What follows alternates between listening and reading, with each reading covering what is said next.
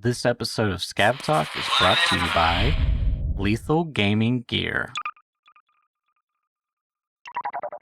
And welcome back to Scab Talk, everyone. Today's episode, on our list today, we got to discuss about the two newest patches, one for Arena, one for Tarkov. In addition, we finally got the Battle Pass for Arena. We'll talk about all the details about that in the coming moments. In other news, we got Theta container discussion as far as it's been changed. Maybe there's a way you can get it without completing it through the arena. We'll talk about that. Then we got, in other news, Marathon, Bungie's extraction game, has been making its rounds in the news cycle. We'll talk about the details of that. Followed by the solo developer has figured out a way to implement ray tracing for audio, which is very interesting. Excited to talk about that. Awesome stuff. Yeah, a lot's been going on the past week because of this Battle Pass, which is pretty cool. We had two back-to-back patches. I was actually away on the day, so this launched on Wednesday. I was actually out for the full day with the fam, which was unfortunate. We had like an event that we'd pre-booked, and I was like, I was leaving in the car, just like reading the notes, just like, oh no, this is the worst timing ever. But you know, when I read through it properly, I was like, actually, there's not necessarily that much just to report on. Like, it's relatively straightforward. And after, because I came back and I'd streamed in the evening that night, and I was like, actually, there's more to talk about. Like, I had more ideas after like playing it for a bit and just seeing the ramifications and some of the other things that had come through after it had been implemented. And I was like, oh, okay, this is interesting. So, so I ended up managing to do something yesterday on it, which was quite nice. But yes, we had two patches that were in tandem with each other. So we'll probably do the EFT patch first, I guess, and then we'll talk about like Arena itself. But yeah, so patch 60.5 changes the reward for completing the Battle Pass in EFT Arena. So added rewards from the EFT Arena Battle Pass. So all rewards except for currency and crates do not disappear with wipes and will remain on your account forever, which is one of the important parts. So anything that you unlock through this Battle Pass, and presumably this one's called Battle Pass 0, by the way. I don't know. I think it probably says that somewhere else. So this is called Battle Pass 0. Like Season 0 or something. Yeah, Season 0. And I should mention right away, because it's the first thing that I get asked a billion times when I was streaming this, is that the Battle Pass is free. You know, and Battle Pass is almost always paid for. This Battle Pass is free. Everyone gets access to it, basically. So, you know, and presumably that's why they've called it Battle Pass 0, because it's sort of the trial one. It's the first one. And then I guess in the future you'll probably have to pay for them, which, you know, given the reception that it's had and the, you know, stuff they've put into it, I think that's probably all right. So anyway, this stuff is not going to disappear. Obviously, if you get things like, because there's lots of different rewards you can take, and we'll look at that in a minute, but if it's stuff like Lego medals, GP coins, you know, rubles, or like cases where you pull out valuable items in the base game, those things clearly are going to wipe, right? Because that's just it's actual items. So the other things that don't disappear are items that you can then purchase on ref. They're like new barters on ref.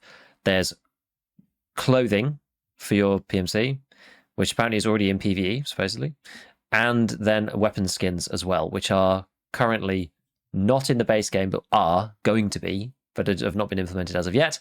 But you can use them in Arena for certain guns. It's going to come to every gun, but they've only done a selection, but we'll look at that again in a bit. So those are kind of the most important parts about things that don't disappear. So, you know, camo skins, like camos, whatever skins, weapon skins, whatever you want to call them, and clothing, probably the most important ones, I think. So new tactical clothing is available immediately, both Escape for Tarkov Arena and Escape for Tarkov, including PvE, which is a brilliant move. And they've, you know, some of the stuff in the past hasn't come to PvE, and I don't know why. In Escape for Tarkov, the clothing is not displayed at Ragman. It's only available in the character tab because you don't buy it from ref, so it's not in there. Items such as masks and plate carriers will automatically become available in Escape from Tarkov as trade offers from ref. So you unlock these like different coloured, you know, armors and things, and then they appear on ref's tabs in, you know, levels 1, 2, 3, 4, depending on where it is. Battle Pass Season 0 will be available for 2 months with an optional extension. I don't know what that means. I don't do enough Battle Passes or know enough about Battle Passes to know if that is like a term that means something to people. Optional extension. New to me.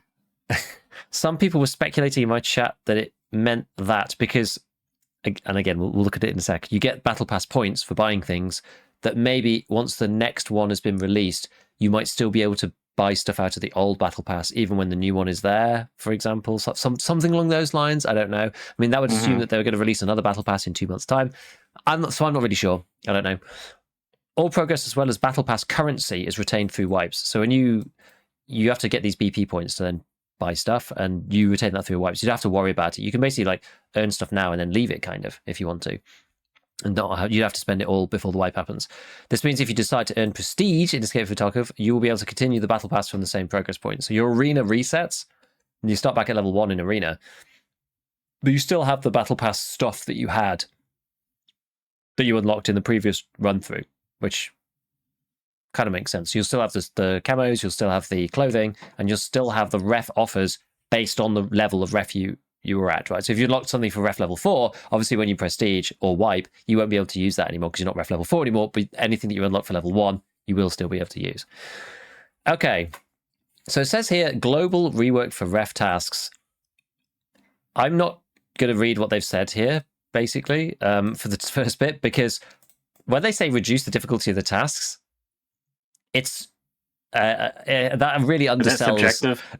That no, it really isn't. I would say that undersells what they've done. They've made the ref tasks. They've taken them from. This is like classic BSG as well, by the way. They've taken it from like really quite challenging and certain ones which are sort of impossible / you don't want to do, like the ARP ones. You know, you have to get certain ranks in arena, like 2,000 ARP, 2,400 ARP, stuff like that. Those ones actually were removed already in the past. But so they've taken it from like, it's really quite a difficult task line to go through to you could probably complete it like really quite quickly. It's really not that hard. For example, right, let's think about one of the worst tasks in there. 5 PMC kills with a Packer with a 74 UB on streets. That was one of, in my opinion, that was one of the worst, right? People on streets are pretty heavily geared. It was just hard to complete, right? It's just like oftentimes because of the way that streets works, you end up in a slugging match with somebody, and like you can camp on streets, obviously it is possible, but because of the map's so big, you won't necessarily find anyone. Like a lot of the time, and because of the way that it twists and turns, you're not going to usually spot someone before you hear them. You usually hear them first, and then it's usually more of a fair fight, so you end up in a big slugging match, and when you're wearing the Packer, you just die. And so it made it really, really tough, and you've got people running around with SR2Ms and things like that because of Test Drive, which is like the perfect gun to defeat people wearing a Packer because it just kills you with whatever bullets you're using. Anyway, so that got changed to 2 Packer kills on any map, factory included, by the way. Wow, okay. So like this is so much easier. This is the kind of vibe of the decrease in difficulty. It's significant. I would say if I was just going to put a number on it, which obviously it's qualitative, it's subjective, but if I was going to put a number on it, I would say it's probably 80% easier. Like if it was 100 difficulty before, it is now 20 on the difficulty scale. It is so easy in comparison. What do you make of that? Because this is like, I mean, it's pretty out of character. Like, I feel like BSG's difficulty changes around quests historically have not been to this extent. If we ever got any of all, like, I think maybe is setup 8 kills now, or is it still 15? Setup is 8. Yeah, it used to be 15, right? Yeah, Grenadier is now 8. So there's quite a few. You know, they changed like capturing a 50% outposts. reduction. Yeah. The thing is, right? It's like, so you imagine a BSG overreaction combined with a BSG direct incentive to make people want to do the stuff. This is where it comes from, in my opinion. That's what you're thinking. I see. They're trying to drive people into arena and have been for a while, and I don't blame them, right? It's their product that didn't perform as well as the base game. They've still got a huge audience on the base game, and arena has been the laggard because they've taken frankly a very long time to fix stuff and put stuff through that's good, that makes people actually want to play it for various other reasons. People just not wanting to play it because it's very different to the base game, etc., etc. So I think it's that. So the reason why this matters because if you want to access ref in Tarkov, you need to have arena, correct?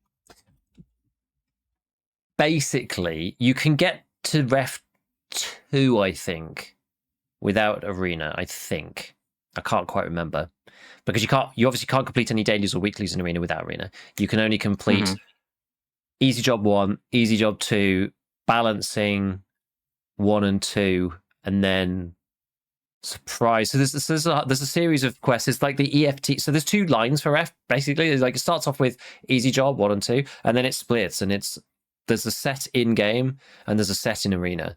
The one in arena is called To Great Heights, and then the one in the base game is it's various different ones. But yeah, it's balancing 1 and 2. There's one called Surprise. So yeah, you had to, on one of them you had to go and place TNT bricks in Lexos. That was one of them, and I think maybe an MVD as well. It was like to scare, Caban and Kollontai or something. Now you have to put them in the cafe in Ground Zero, and then there was another one where you had to kill. This one was actually really quite tough. You had to kill guards for Kollontai and Caban without harming the main boss. It was quite tricky. It was quite a tricky one. That's the one that I managed to fail because somebody poisoned green flare, like allied the Caban, and brought him into that random building along outside the relaxation I remember you room. telling me about this. Yeah, and I failed the quest because I shot Caban in that building where he literally never is, right? Because somebody like dragged him over as a meme. So that was quite funny. But yeah, so that quest has now been sidelined. It's in the game still, but it's sidelined and isn't on the path. So it's a dead end on its own now. So it's just something you can do if you want to. So that was the other arguably hardest quest, and now you don't even need to do it. So yeah, it's just very different. It's just very, very different. So the important part about all of this, and I guess we'll probably talk about this let's just deal with the Theta case thing like right now. So if you got to the end of the arena quest line, you got the Theta case. That was the whole point of the thing, really. And when you complete balancing part 1, unfortunately, I think people who've already done it don't get this, but when completing balancing part 1, players will be able to access a free trial version of Escape from Arena for 3 days. With any type of wipe, including Prestige, you can gain access to Escape from Tarkov for 3 days again.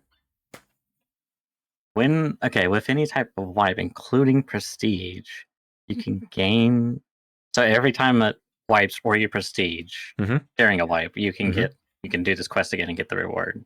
Yeah, and that means that you can go and complete the new easy ref quest line, so long as you can do it in 3 days.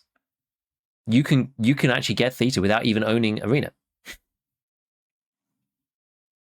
And I think you could do it in 3 days. There's people in my chat, like I haven't plowed down this route so far. It's probably more likely to be completed by people who have it, right? Because otherwise the in-game quests on Arena are also a lot easier now than they used to be. It's like win a game, win 2 games in a row of a particular type, win 3 games without losing 4, this stuff like this. So it just is going to take time. So if you had, a long weekend, Friday, Saturday, Sunday, and you did balancing part 1 on a Friday, you could easily get it done by Sunday. I'm pretty sure. Like with the right strategy or whatever. Like it's really not that difficult when you look through the quest line now. I'm not going to go through every single quest. I broadly went through it on that video that I did, so if you're interested, or just go and look at the wiki. But yeah, it's really not that hard. So I actually think that even if you don't have Arena and you're playing Standard, you could just do balancing part 1, and then like if you've already done it, then it's kind of, you've missed it for this wipe, as far as I understand it. Lots of people saying that they've done it already and they don't have the trial thing. So I think it's only if you complete it now. But in the future, you'll probably be able to get Theta without having the actual game, which is quite interesting. But Theta's only, the next part that changed was the layout, because before it was a 2x2 plus 3 1x2s, which is a very I kind of like this, and this here's an appealing container, total storage wise. It's a bit like the mechanism backpack.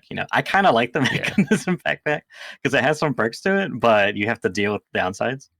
So that was kind of the approach they went for it. But now they've lightened that up significantly to 4x2 plus a 1x2, which is like an epsilon, but you slap on a docs case to it, basically. Yeah, exactly, like a magazine slot style thing after it. So yeah, so it's been buffed. As you say, it's like epsilon plus a little bit. That takes, it's still 10 slots. It's better than the gamma, and relatively easy to get. I think Theta might be meta now. Like you can get it relatively easily, so you just get that and just replace your gamma. I was brainstorming on the stream, what doesn't fit in the gamma what does fit in the gamma that doesn't fit in this? And it's there's a very small number of items. One being the air filter, it's 3x3. Yeah, air filter, or there was that random event. aces are only 2x2, so that should be that's fine. Oh, That's no really? problem. Yeah. Oh, snap! I thought they were 3x3. No, and What else? like because even a fuel would fit in there, like a big fuel, a metal fuel. There was like one random event, the Gary Zont event. There was another part that was 3x3, but I think there's only one regular item in game that's 3x3, which is the air filter. I think, other than cases, obviously. I don't think you can get. I mean, you don't really get cases in game anymore unless they change it at some point. So anyway, I think it's probably worth doing now, and it's really, as I said, it's really not that hard. I'm going to work towards it. I don't think it's going to be that difficult to do, and it's kind of cool. I don't know if they necessarily needed to buff the layout. Actually, I think it was probably fine before, but they're just buffing stuff. They want people to play it right, and they've done the battle pass. And go on, do the event, do the line, like do it. You know, right. They're trying to incentivize people to play arena, I guess, or buy arena, or both. Yeah. So, I mean, I'll just let's look at just the very first two. So, one of the biggest blockers to ref previously. So it says here detailed changes to ref tasks. The reason why people couldn't do it before, the first one is now rather than level 7 is now level 3. So this is one where you take the poster and you put it in customs fortress, like the underground bit. Right. So now you could do that at level 3 rather than level 7. So you can do it like really early in the wipe or prestige, whichever. And then the second one was the one everyone got stuck because you had to have like 7 Pevcos. And most people were doing that using Nutrition 3 when it first came out. But at the beginning of the wipe, 7 Pevcos, they're not that common. Right. It's like hard to find them. Yeah. And you just get stuck. Now you just need to hand in 5 drinks and 5 food. Oh, that's so much easier. It's 10 times easier. And then it's just other stuff, right? It's just the kill scavs with an org, you know, win some matches, etc., etc., etc. There's loads of this gumph, but it really isn't that hard now. And you just go through a few bits, win a couple of games. It's not that hard. I mean, this is it's fine. You still have to do stuff. It still takes a bit of time. It's not you're not going to do it in like 3 raids or whatever. But if you did a couple of good sessions on it over a weekend or whatever, like I think you could get it in 3 days. No problem. A lot of the arena-y ones as well, rather than them being like stupid stuff, it's just, as I said, like win 2 games in a row and win games being in the top 3, or win 3 games without losing 4 and things like that. So it just takes a bit of time. And even if you've not played it before, I'm sure it'd be all right. But I think you can't do last hero for most of them. So I think the best way to do them probably is on checkpoint. They take so much less time. So if you want to like spam them, checkpoint only takes 15 minutes at most, I think. So you just do it. That's how I'm going to do it anyway. I'm like halfway through the line myself. They added a load of stuff to ref as well in this. There's all sorts of things. I wish they'd order this by level. I don't think they added anything at level 1. Level 2, they added loads of cases. Ballistic case, mag case, ammo case, key case, 50 rounder for the MP5, so that's a gunsmith thing. Lastak 2, that's a gunsmith thing. Razor holographic sight, which is the little holographic one that is quite nice, but I don't think has that much impact. Level 3 is some metal fuel, weapon repair kit, SS190 ammo, and CBJ. I mean, level 3 CBJ. That's like that could be pretty powerful in the mid game. Like you get level 3 ref quite early. You used to get M80 here, and now you get it at level. Wait, no, do you still get M80 on level 3 ref? I forget. I can't remember. I think so. There's a level 2. I don't think it's level 2. Oh, where'd you get M80 now? Is it level 3 ref? I'm actually going to look it up because I think that's one of the ones they changed, because that's Peacekeeper 4. Yeah, it's ref 3. It is still ref 3. Okay. So yeah, between M80 and CBJ, I mean, it's pretty good. Yeah. Because CBJ is Peacekeeper 4. I guess it's the same deal. Peacekeeper 4 versus ref 3. But yeah, ref 3 is not that hard to get. Some 60 rounders, an SE5, a Razor LPVO, and a Voodoo. The EXP 0 holographic. And some GPMVGs. And then the level 4 ones. So they've added the body armor repair kit. Actually, I mean, it's quite expensive. I looked because they're about 900k, a million rubles, something like that. But they are quite a lot. So the conversion is sort of just about average. It doesn't matter that much. You can get some Lapua FMJ from there now, but I don't think that's super special. You can get SIG FMJ as well from there, but that's not super special. And the two that they added, which are impactful, is firstly 762 by 54R BT, so you don't need to craft it now. You can just use it in the SVD or sniper rifles or whatever. SVD in particular, if you haven't completed Punisher Part 6, you can then just get BT. Because the issue with Punisher 6 is that until you've done the stuff or you've done some of the Tarkov shooter things, Punisher itself unlocks PS. Tarkov Shooter unlocks BT to craft, so you're kind of stuck with LPS from the Flea or like T46, which is a bit tricky, especially if you've left it. But this way, you can source BT, which is good. BT is good ammo from Ref instead. The other one they've added, God knows why, they've added 20 round packs of M61 at Ref level 4. Why they've done this, I honestly don't know. It's my biggest criticism of the whole thing right now. M61's already too good. Like, just stop with the M61. Anyway, it's enough about that. Incentives, Giga. Exactly. They've done something weird. So they've made that the crates that you get from Arena, they now unlock in 1 minute rather than, it was something really annoying, like 5 minutes or something. Mm-hmm. So now they're 1 minute, that's actually good. But it's a bit weird because when I last looked, maybe they've changed it now, but I raided Airwing the other day and then he was like looking at it and they had left the old ones in there. So if you click the wrong one, you accidentally did like a 6 minute craft. That's funny. Which was funny. And there's a new crate as well as part of this, which is like rare items. But I don't think you get this until a lot later. I think you have to unlock it as a reward from the Battle Pass. Anyway, so there's some base game impacts, Theta, M61, a couple of bits here and there. Nothing too crazy, but it's certainly interesting, especially if you don't have Arena and you can, get Theta without actually buying the game. It's kind of cool.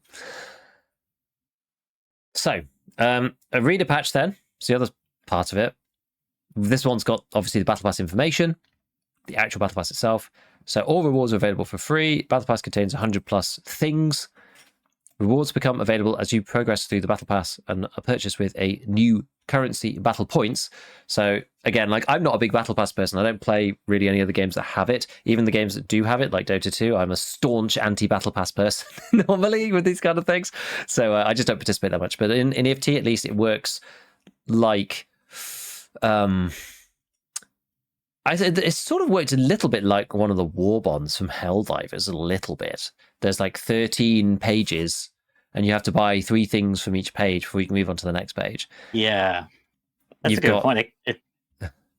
It's a really complicated battle pass from what I watched your video and I kind of skipped around and there's a lot of there's confusing bits about it. Yeah, so there's 2 resources. There's Battle Pass experience and battle points, which is the currency. The experience dictates so that the experience turns into levels, 1,000 experience per level. It seems to be flat. And the levels dictate which pages you can access of the Battle Pass. The battle points then are what you spend on the things on those pages. And you have to buy 3 from each page before you can move on to the next page, irrespective of whether you have the XP or not. Yeah. I mean, this actually might be how more modern Battle Pass Tarkov is now. I'm thinking Marvel Rivals is basically like this as well. Just a bit more streamlined, maybe. And another game I played was like, basically the same. And as you mentioned, like Helldivers is like that. I mean, it's a little more streamlined, I guess, a bit. So do you get date? Like, how do you level up the Battle Pass? Does it give you specific dailies, like goals to do, quests to complete? Like, how does that work? Or is it just general EXP? So it's there's 2 sources for Battle Pass experience. They've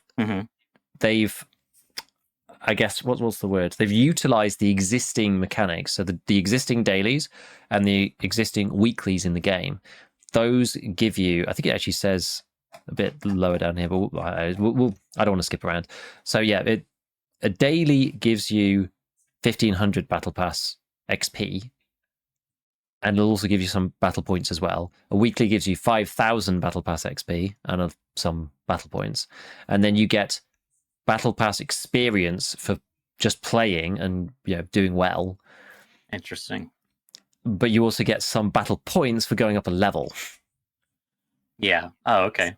So that's sort of those are the sources. Then you can purchase battle points as well with either rubles or GP coins, depending on which one you want to do. And the rate is 12. You can do maximum 12 per day of these purchases, and it's 3 million rubles for 12 battle points, or 300 GP coins for 12 battle points. So I think it's 25 GP coins and 250k per battle point is the conversion. Now, depending on how you look at it, based on things like fuel and blah blah blah, a few other things in game, I think it's more efficient, technically speaking, to use GP coins in theory. Oh, really? Because of the conversion, it's like more expensive to use rubles if you were going to use those GP coins for things that you could buy with rubles. So you're buying like ULAC helmets and that kind of stuff. But obviously GPs are like restricted currency, so you can only get so many per day because they only come from dailies and like a trickle from safes in the base game. It's like none, like because they come in stacks of like 1 or 2 or something. It's like crazy. Can't really get them that way. So it's mainly dailies and weeklies that you get them from. So it's a really restricted currency, and you can buy things with GPs that you just can't buy with rubles, right? Like SP6, like BP, like all sorts of crazy stuff. Sombreros with class 6 plates in them. So that's the sort of balance you have to think of. Like, you can always farm more rubles. You can't always farm more GPs. Exactly. So yeah, I don't think the conversion is in GP coins' favor, because it values them at, is it 10k? I guess, yeah, 250k rubles versus 25 GP coins. That's 10k. Whereas the usual conversion rate values a GP coin at about 7,000 normally in game. There are some exceptions, and it obviously moves around depending on what's going on.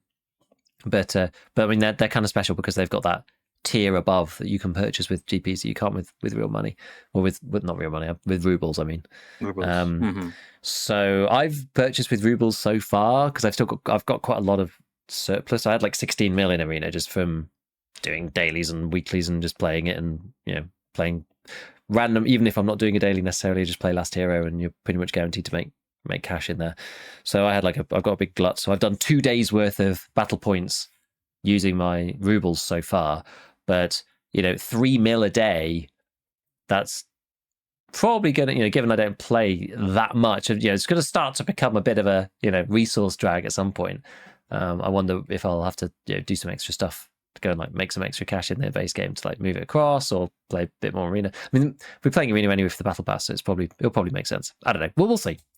We will see. Okay, so where do we get to? So, we've already read this bit, basically. Within the Battle Pass, all the rewards do not disappear with wipes. Remain in your account. New clothing is already available. We already saw this. 2 months, optional extension, and you keep all your battle points, blah, blah, blah.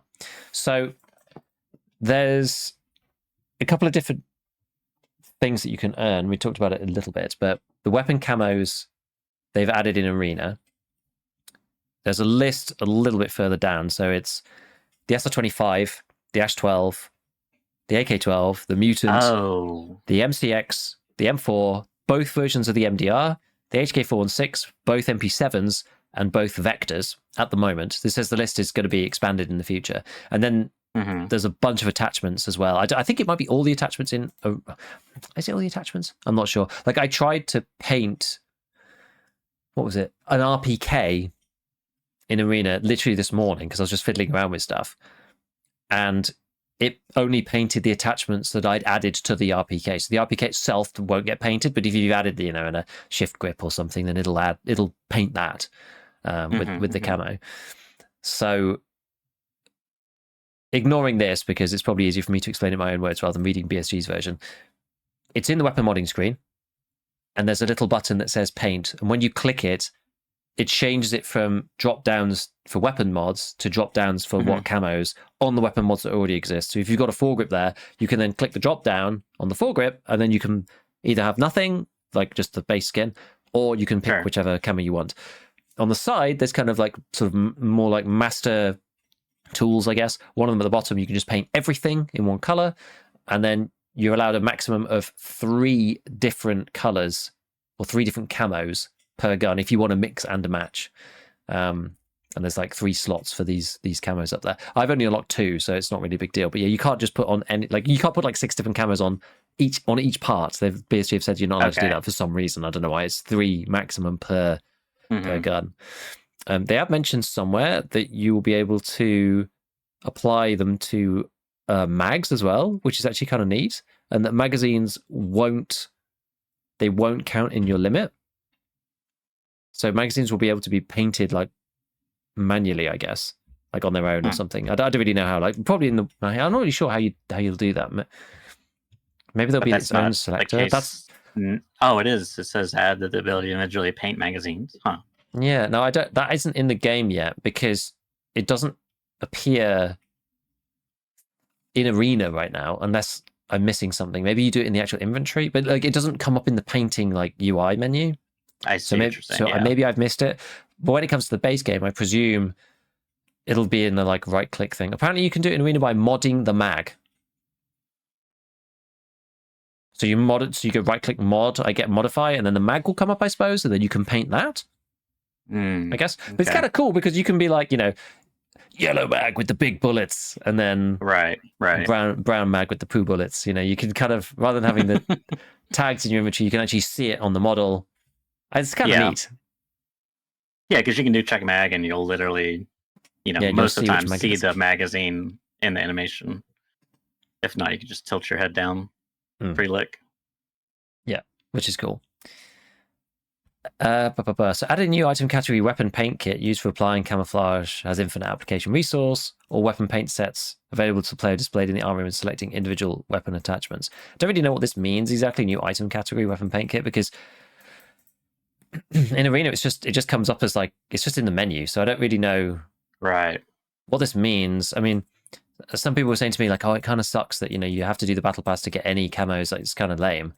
I hope they add them to the base game, and like that'd be neat if you could find like a spray can in game and get it out, and you're like, oh, now I could use it in the base game for stuff without having to do the Arena things.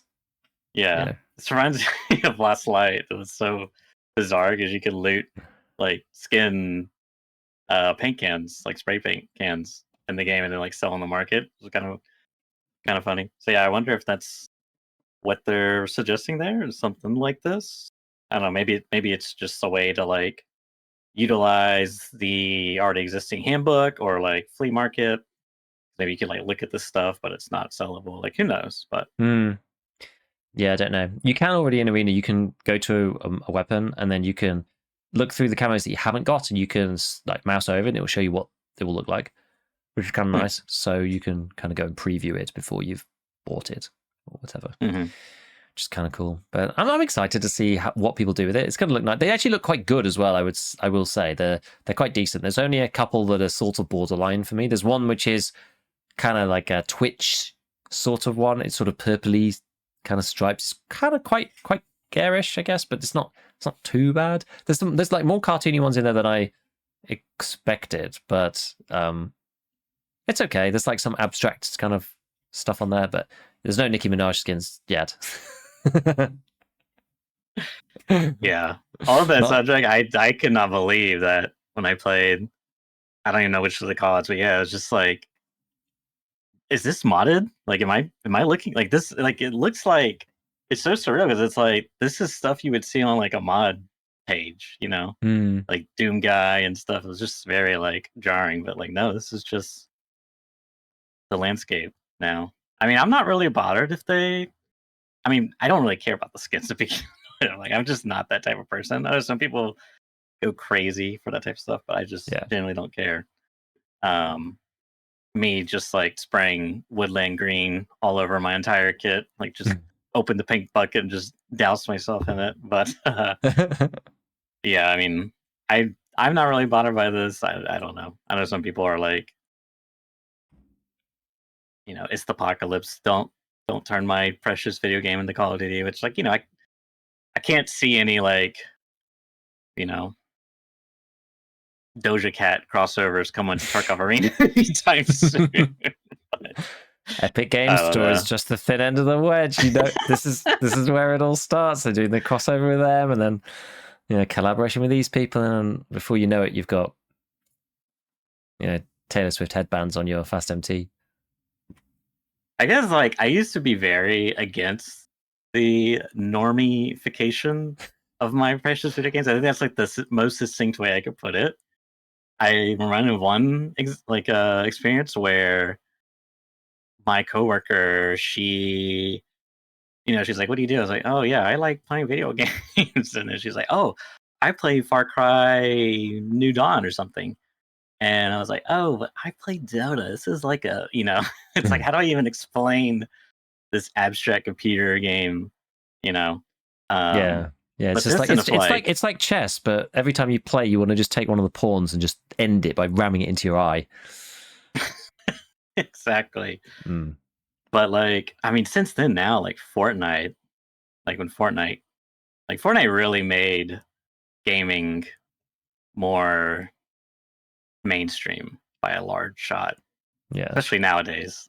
But like, I mean, for the time, it was kind of like, you know, weird. Like, I remember my brother like being distressed because he didn't have a Fortnite. Like, he had like the default Fortnite skin. I was just like, man, you're getting like bullied for not having skins. I got bullied for just playing video Yeah. games to begin with. It's like so weird, You're not deep But in the source. Like, who are you? You know, what kind of noob are you with the default skin? yeah, but like Yeah. seriously. But ultimately, like, yeah, I like games and I want people to play them, like play good games and stuff. So like I'm not like my stance has changed a lot on this, let's just say. Used to be like, hmm, who wins? Which like, yeah, it still is a little cringe because a lot of it is just like, you know, they're not doing it out of the goodwill of their hearts, I guess, so to speak. Like there's clearly you know, money to be made, like Mm. brands and such, like Nicki Minaj and whoever. But ultimately, I don't know. Just like, who cares, man? Like, if they want to put that, you remember that unicorn? It had like a unicorn. Maybe it wasn't even a unicorn. I think it might have been.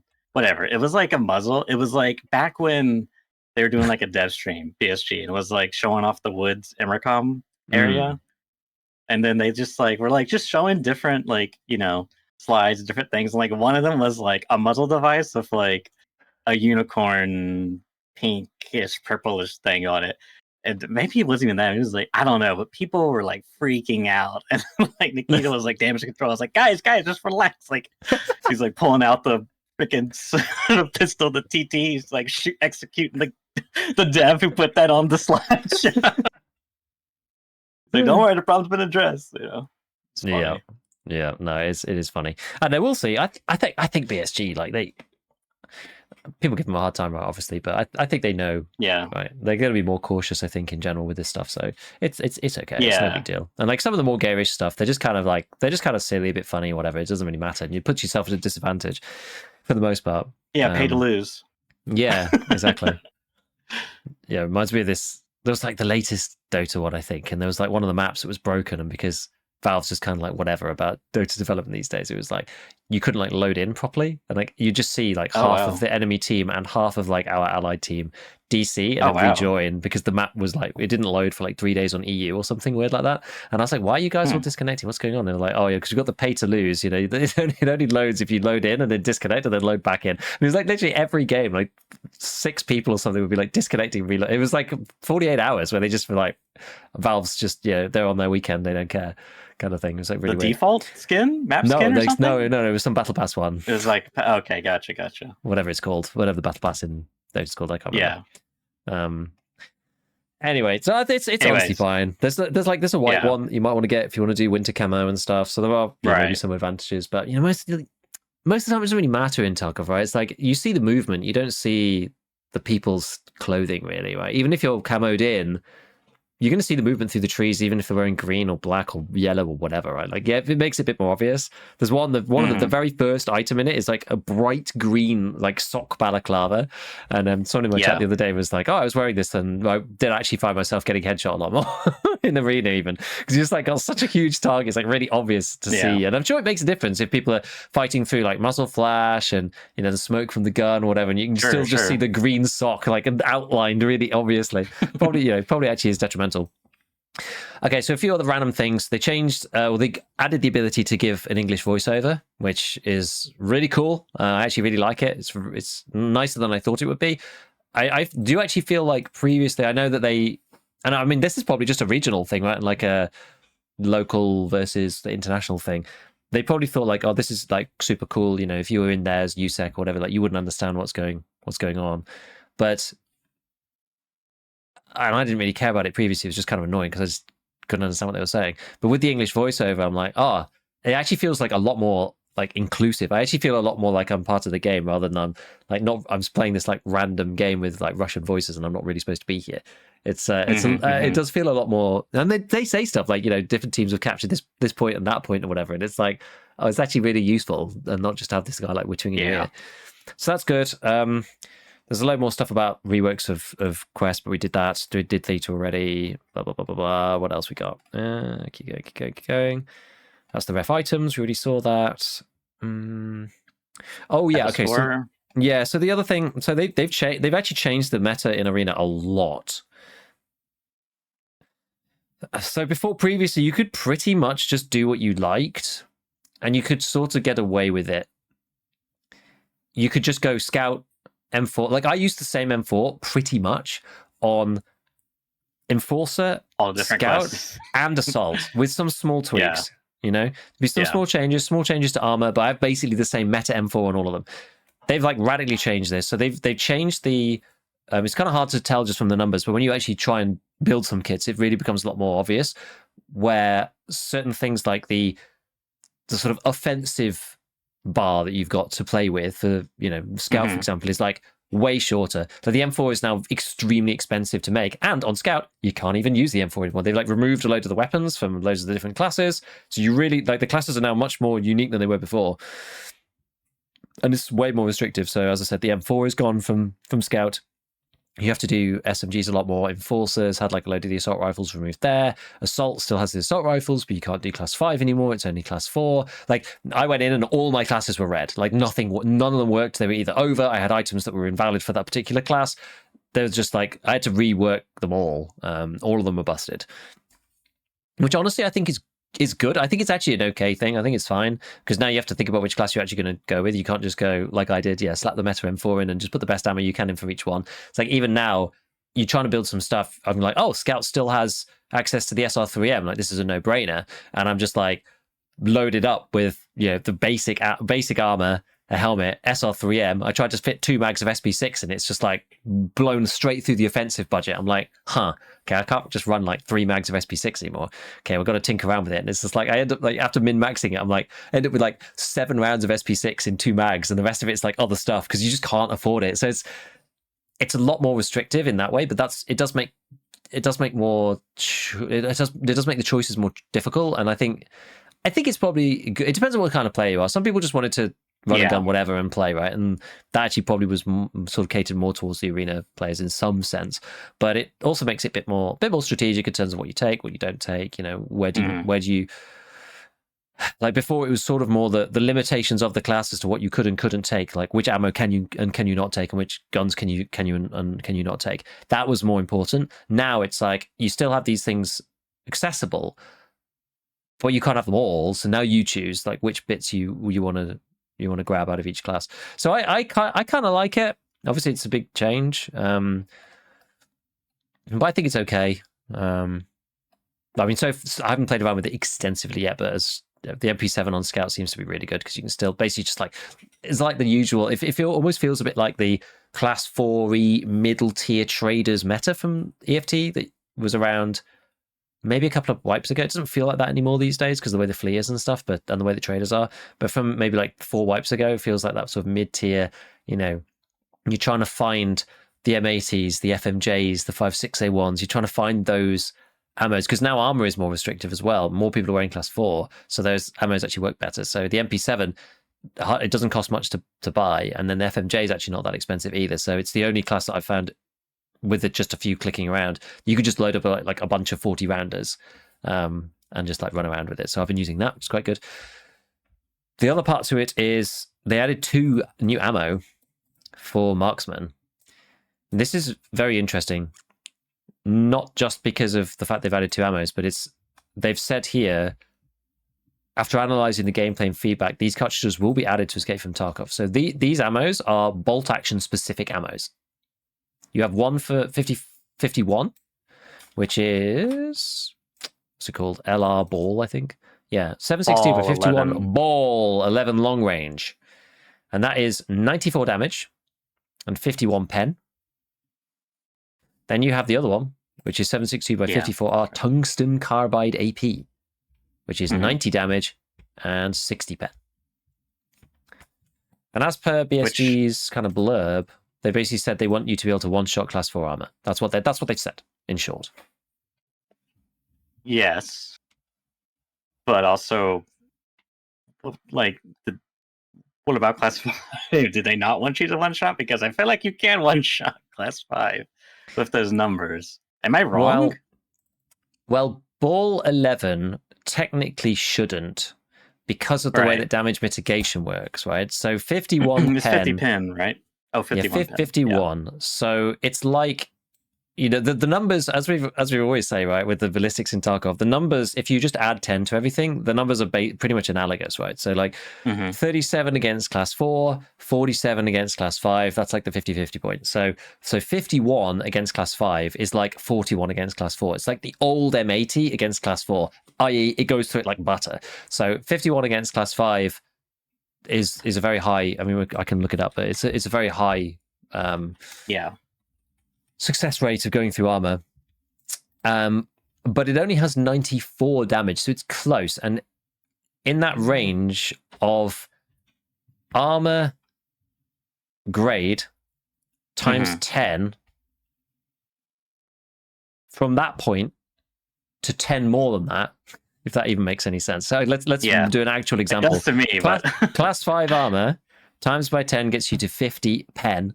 50 to 60 pen is the range for damage mitigation. Above 60 pen, it will go through every time and have, well, almost every time. There is still some small fringe chance, but it'll go through every time. And if it does, there's no, that the damage doesn't get reduced. But anywhere in that 10 range, above 10 times the armor class, the reduction kicks in more and more and more and more until about here, actually, about 51, where it's highest, and it is quite a lot. So we can actually simulate it. So what's something equivalent? Wouldn't 50 be higher or no? It caps out at a certain point. 50 might still be higher, honestly. But let's see. What'll be like a good?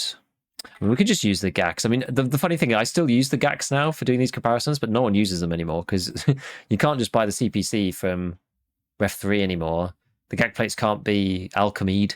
So like hardly anybody uses GAC plates. Like normally now, the sort of just like buy throwaway armor, and also all the plate sizes are the same. So who cares these days? So most people are just rocking like, you know, or me. I'm just doing Corundum Defender, just like back to back, and the Corundum's class 2, like whatever. I don't really care. Right? It's more about the plate. And the ease of just the fact you can just buy it. But yeah, obviously you can go and buy the Bagari if you wanted to. You can go and buy the HPC barter and take the GAC plates out and put them in, you know, a Thor concealable or something if you really want to. Whatever.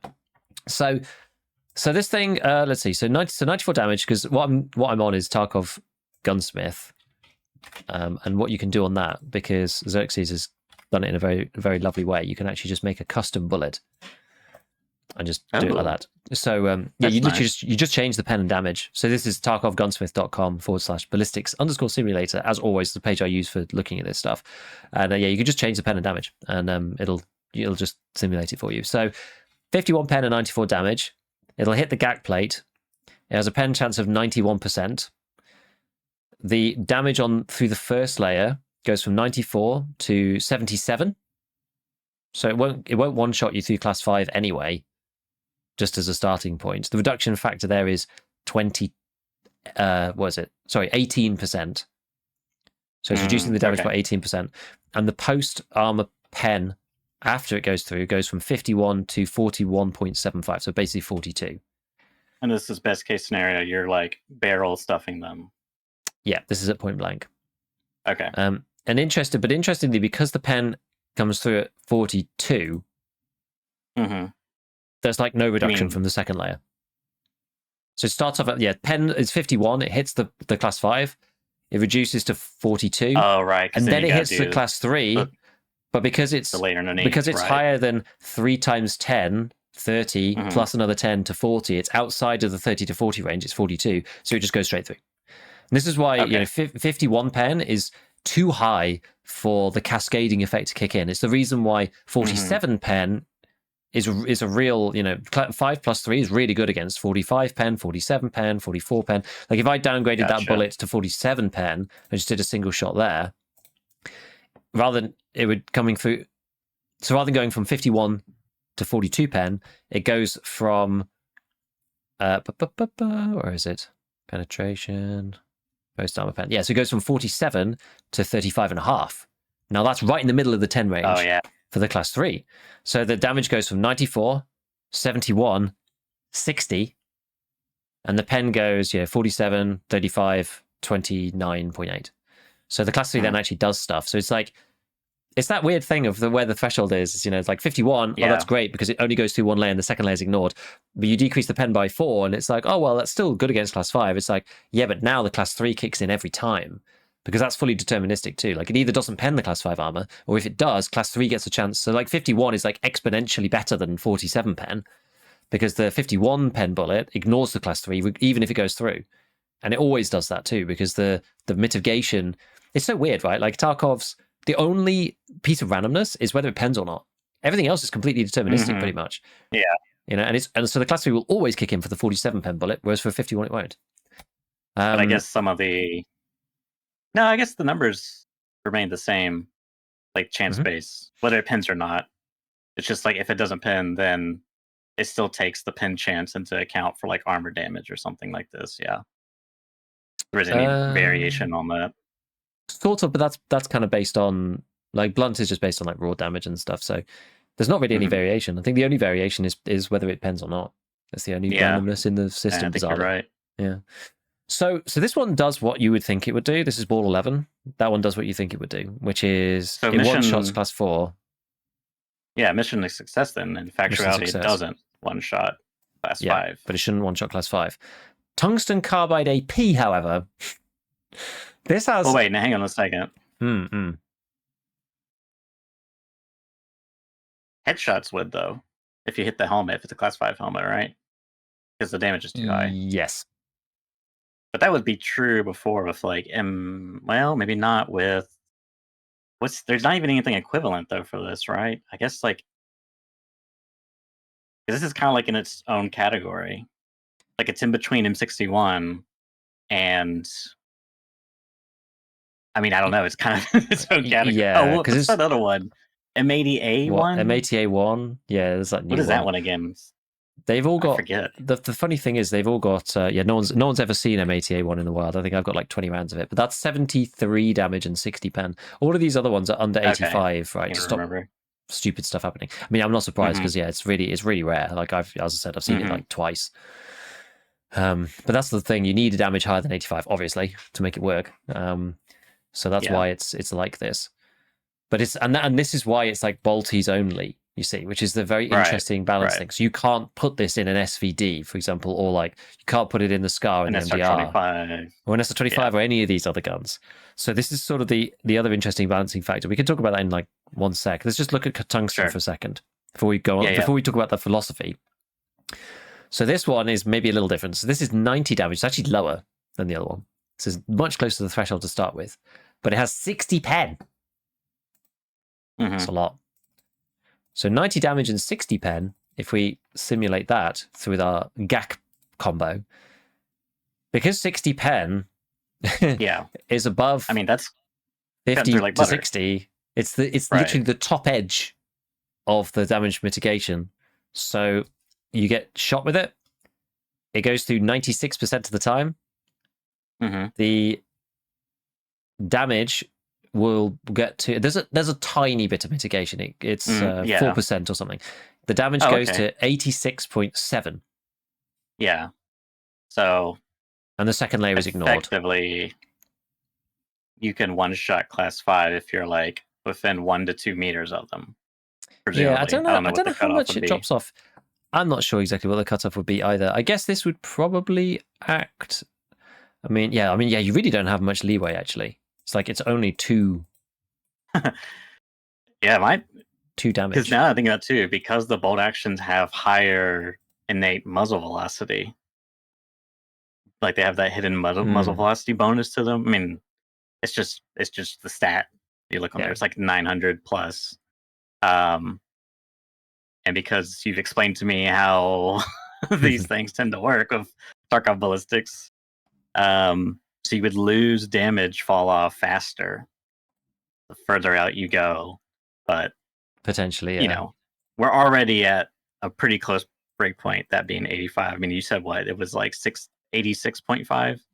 Yeah, it's So really I imagine, a couple of meters, 2 to 3 maybe, and then because you only need like a percentage point. No, it's hardly anything. Yeah, how much is yeah. it? Like 86.5 over 85. It's about 2%. It's like very very small amount. So the 50 meters on SNB. I don't actually know how fast this bullet is. It doesn't say yet. But SNB over 50 meters loses 2.6% of its damage. And Okay, it's a lot more than I thought, so, or a lot less than I thought, rather. yeah, I mean, it is low. I mean, I think those bullets have a very high ballistic coefficient. I think, is it high? Okay. Low? They have a very good ballistic. I can't remember which way around it goes, but I think it's a high number. But they have a very good ballistic coefficient, so they fly for longer. They don't lose energy as quickly as something like 9mm, which has a very bad ballistic coefficient. But even still, I mean, I guess. Well, the thing is, though, the tricky thing about this is it's a little bit circular, because when you look, you go like, oh, it loses 2% of its damage, but it also loses 2% of its pen, which means that the damage mitigation is higher. There's like these two things. These two things work. They compound, yeah. So at 20 meters, we'll just do it on a percentage basis. 20 meters, you lose 1.3% of whatever. So your 60 pen goes to 59.22. What did I say this was? 20 meters. And I can do the damage. Then you can do the damage. That goes to, I think I said 1.7, right? That goes to 88.47. Yeah.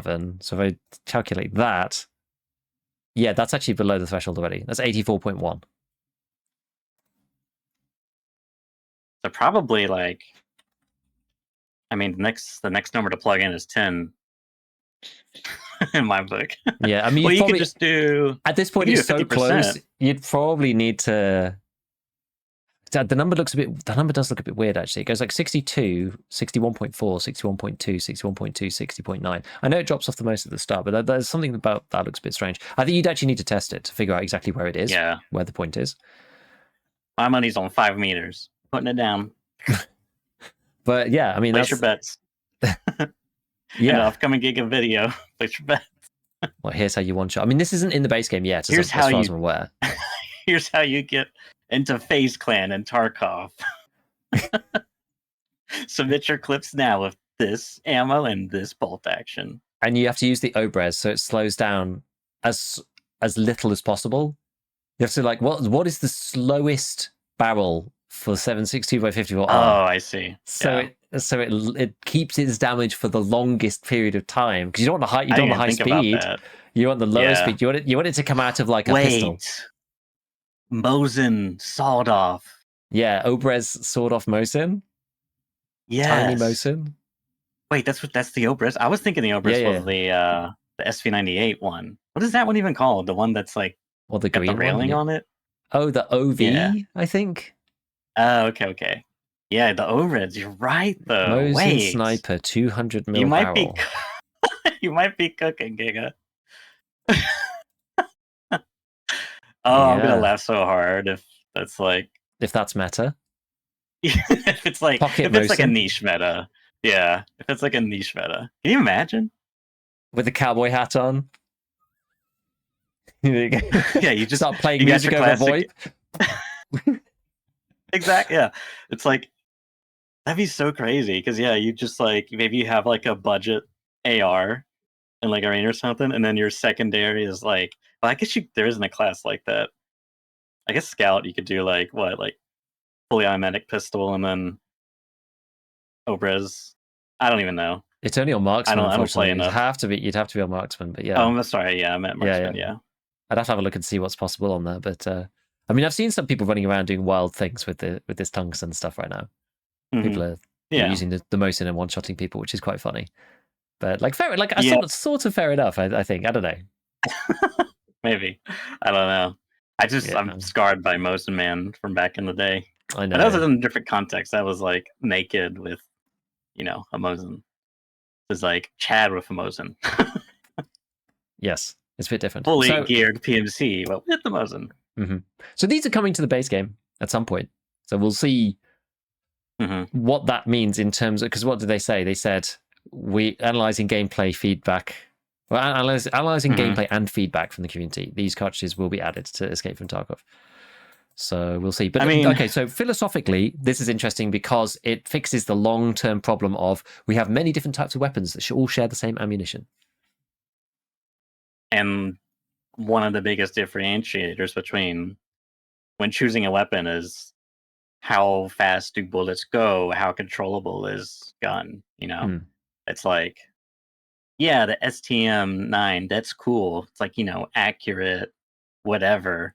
But like, I could just get a Vector and just hose them down, Like, and then that's like single shot. Like when you go from like SR-25 to bolt action, like you're trading a lot. It's like, what are you getting in return? Like they've tried to like address that a bit. It's like in the Tarkov world, economically, they're like kind of cheaper, but not really. It just depends. It's weird. But then they did the muzzle velocity change, which that's like a tiny, like a slight buff, not enough to really move the needle. But this, I mean, credit credits due. I think Ball 11 looks like it's in a very good spot, in terms of like, I mean, you basically have FMJ Lapua in a bolt action, like a Remington 9.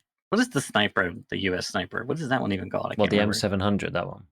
M700, yeah. I mean, that's effectively what you have now. Pretty much.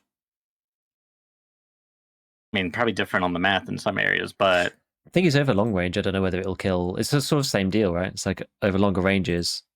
Will it one-shot class 4? I guess it will for a while. Actually, will it? Because then it goes into that 40 to 50 range as well. Depends on how quickly it drops off. Like, because 94 damage is not very high, so.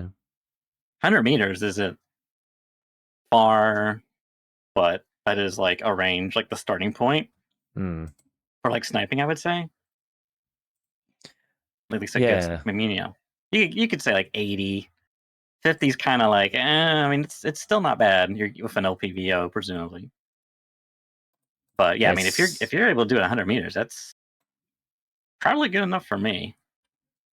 So apparently M61 drops off by 5% over 100 meters. Might be kind of close. So especially when we consider the pins dropping, which means the damage mitigation gets increased more because we're starting at 41 pin, or is it 40? 51, you mean? Oh, 51. Yeah. So we're like starts at 48.5 now. I'm just gonna do it. Just see what happens. Ooh. So class 4. So yeah, 100's too much. But that's with class 2 underneath. If you're 4 and 2, oh no, it doesn't help actually. It's because it it doesn't help actually. Yeah, because it gets there with 48 pen. It then does 83 damage. Oh, okay. So maybe 50 meters then. Maybe something like that. But so it's under 100 somewhere in that range. I mean, that's probably better though, because 100 is kind of like, that would be pretty annoying. I mean, you go from like a head hitbox to like your upper chest, like that's a bigger target. That sort of makes sense, right? It's like, okay, so the one weapon or the one ammo probably will one shot class 5 up to whatever we said. Was it 20 meters or something really close? And then, I mean, it probably one-shot class 4 for a while, actually, is the only issue with that. Which is, I guess it's okay. And the other one will one-shot class 4 probably up to about 50 meters, and after that, you still have to get the headshot. It's like kind of balanced. It's a bolt action at the end of the day. If you're in class 5, you won't die instantly. Like, I don't know. We'll see. We'll see. I think it's okay. Yeah, I'm actually really surprised they went this route, and also like a bit disappointed. But now I've like longed for them to like do something with the, I don't know, the ballistic system and how it interacts with like damage. Like I've always wanted to do the cool thing in the Tarkov SP world with the realism mod. I think it is exclusively where it's like you put on a longer barrel and now you get like a damage bonus, but it's like 9% because of how the back end works, which is just like super interesting to me because then it's like, I mean, obviously you have to like tweak the system, but anyways, it's just kind of surprising and disappointing. Surprising because it's like BSG is so, which not so much more recently, which maybe is a good explanation, but yeah, they're like, so it's got to be one-to-one to reality a lot of times, and then disappointing because it's like, I want to be able to increase the damage on my STM 9mm. Yeah, I I think want to we do were, some gimmicky builds. I think is we what were I really- both is what I'm looking really for, after. rather than like a targeted. I mean, the thing is, it probably would have ended up causing more problems than it was worth. But rather than having a targeted fix, like we're going to add 2 specific new bullets for sniper rifles that are actually proper bolt actions, which fixes the problem definitively for this one issue and doesn't touch anything else, as opposed to we're going to organically buff bolt actions by tweaking the overall system and allowing players to come to the conclusion as to what's better. That's the like the intelligent, systematized approach that I think we would like to see, probably, as opposed to this. I'm still not opposed to it. I honestly think it's fine. It's just like and it does mitigate any bizarre other things coming through, like we talked about before, right? Like, oh, we're going to suddenly start taking into muzzle velocity into account with damage and pen, and it's going to extrapolate backwards. So whatever your damage is, if you're over the rated rounds velocity, you're going to have extra damage and pen to come out with. And it's like, oh, where's the implications for that? Well, actually, now you can one-shot people with Magnum buckshot with the 153, for example. There's like weird things that appear. So I kind of get BSG's reticence to do that for the system. It would have been cool to see, because then there'd have been more experimentation. This is less like, here's the players, here's a new system, go explore it, blah, blah, and more just like, we've definitely fixed the thing. You can see we've fixed it. It's like, it's right there. You can see we fixed it. And I think this, but I don't blame them, because they're in 1.0 mode, right? Of like, we're releasing the game. They don't need any more of these like floaty systems coming in for people to beta test. They just want to like iron out the creases and then bang it out. So I can see why they've done it. This is like far easier to implement. Like, makes sense to me. And they could tweak them on their own too. They can be like, right, we'll just change the damage and pen of these bullets, and you can sort of you can hand wave your way around it and just be like, oh, they're overpressure rounds, right? They only work in like dedicated bolt actions, like a semi-auto doesn't work in a semi-auto. 366 AP. It's like you took a SP6 bullet outs cartridge and cram it into a 366 EKO or whatever. I forget the justification, or something like that. Exactly. It's like a AP round made at home. It's not real, but you could do it like this, I guess. I can't remember which one it is. PBM, is it? Or PSTM? One or the other, where like it goes in the clin but doesn't go in the Keta. No, the other way around. It goes in the Keta but doesn't go in the clin, because it's like, oh, the Keta B would explode if you put it in there. It's like, oh, but we've got this like turbocharged, it's like packed with nitroglycerine, these bullets, so they could only go into M700. You couldn't put it in the Scar, possibly. Couldn't possibly put it in the Scar. You can sort of hand wave your way around it, and it's sort of it's for bolties only. So I like it. I think it's fine. Fine. Totally. I just long for. I just want to do gimmicky builds. It's like that's what gets me going. I think the most interesting thing though is like, if this does come to Tarkov land, like the base game, how will the accessibility look like? Because if it's like fairly accessible, I mean, Tarkov shooter done in the first day of wipe, let's go. I guess not really for some of those, but That is kind of interesting to me. Is like, how are they going to approach it from that point of view? Because that's like the other balancing handle, Yeah. I guess. I would Actually, hope. do you know? Sorry, I was just going to ask quickly. Do you know Mm, for Arena, are they more costly meta point wise than like AP? I would think so. I don't actually remember. I didn't look, but they're the highest on the grid, so I think so. Okay, interesting. I think so. I would hope that they do it through the same mechanism that we actually talked about before for M61 versus M993 kind of deal, where there's a Mm-hmm. craft and you make like, I mean, the actual amount doesn't really matter so much now. Mm-hmm. But you could limit it like that, and or only you have so many to buy per reset or whatever. You could put it on the trader if you wanted to. Given it's Balti specific, I don't really care. They could do it either way. Because stockpiling it doesn't matter now because it only goes in the bolt action. So I'm actually not really that fussed. It makes them kind of much more usable. So Yeah. do I care if you can just get infinite access to these things? Is that a problem? Is that imbalanced? I'm not I sure. mean, based off what we've said, it's like what 50 meters for the other one, roughly. Is that what we're going for? The tungsten 50 Roughly, yeah. is kind of our best guess, and then the other one is like for class 4, what 20, or was it 10? Maybe somewhere in there, maybe less. God, I can't remember now. I can't remember what we said. Yeah, now, did we say I think we were tungsten? doing Did we say class tungsten? 5. Yeah, we said tungsten was class 5, but that was quite close, wasn't it? And then the other one, class 4, was like 50, I think. I think Whatever. that's what we said. So I can't far, remember. it doesn't seem. At first I was like 100 meters. Oh, that's gonna be great. And I thought about, I was like, wait, that's gonna be really annoying. Actually, it sounds like it might be okay. Which I think, if it all plays out, good job to them, because it's like it's gonna address the complaint without making it a new complaint, which is, why is there 5 million Mozamans in every single lobby I join, one tapping me? That's the worst. That's the worst outcome. Yeah, I mean, it will. I do think it might be slightly problematic. The close range Mosin naked man with tungsten. I That think. one, yeah, I don't know why the gap between the Mosin, I mean, I keep seeing the Mosin, but like the 54R and the NATO one was so different, but I don't know. Yeah, it doesn't seem necessary. You could put it to 55 pen, and you wouldn't have these problems. Maybe they will. Maybe they'll tweak the damage or something. Maybe.